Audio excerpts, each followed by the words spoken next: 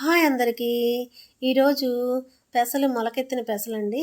ఒకరోజు నానబెట్టుకున్నాము, ఒకరోజు మొలకలొచ్చినాయి. Third day అనమాట. తీసుకున్నాము. తలా ఒక 5, 6 స్పూన్లు తీసుకున్నాము. ఆ తర్వాత మనము బ్రేక్‌ఫాస్ట్‌కి లైట్‌గా 7:30కి ఫుడ్ అండి అది. ఆ తర్వాత వచ్చి దొండకాయలు ఒక హాఫ్ కేజీ దొండకాయలు తీసుకోండి. దానికి తలా తోక తీసివేయండి. దీనిలో నో ఆనియన్స్ అండి. ఆనియన్స్ వాడే పని లేదు. వెల్లుల్లి రెబ్బలు, పచ్చిశనగపప్పు, దొండకాయ ముక్కలు నేను చూపించిన విధంగా వీడియోలో అలా కట్ చేసుకోండి.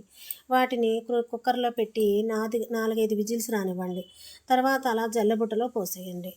నీళ్ళన్నీ వడికిలిన తర్వాత ఇంకా పోపు పెట్టుకోండి. మినప్పప్పు, ఆవాలు, ఎండుమిర్చి, ఒక రెబ్బ కరివేపాకు అన్నీ మంచిగా బ్రౌన్ కలర్ వచ్చిన దాకా వేయించుకొని దీనికి మనం పెట్టుకునే పోపే హైలైట్ అండి. ఏ పొడి కూరకైనా సరే పోపే హైలైట్. చాలా జాగ్రత్తగా వేయించుకొని చాలా జాగ్రత్తగా వేసుకోండి.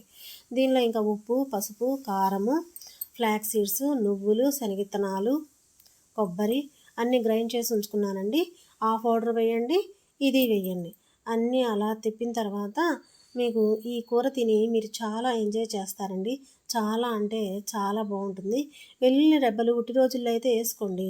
పండగల రోజుల్లో వెల్లుల్లి రెబ్బలు తీసివేయండి. ఏదైనా ఇన్ఫెక్షన్ ఉంటే పచ్చిశనగపప్పు వాడకుండా కందిపప్పు వేసుకోండి. మీ ఆప్షన్ అండి. ఎలా అయినా వాడుకోవచ్చు దాన్ని. ఇంకా దీనిలో ఆరోగ్య ప్రయోజనాలు ఏంటంటే యాంటీ ఆక్సిడెంట్లు, బీటా కెరోటిన్ పుష్కలంగా ఉంటుందండి.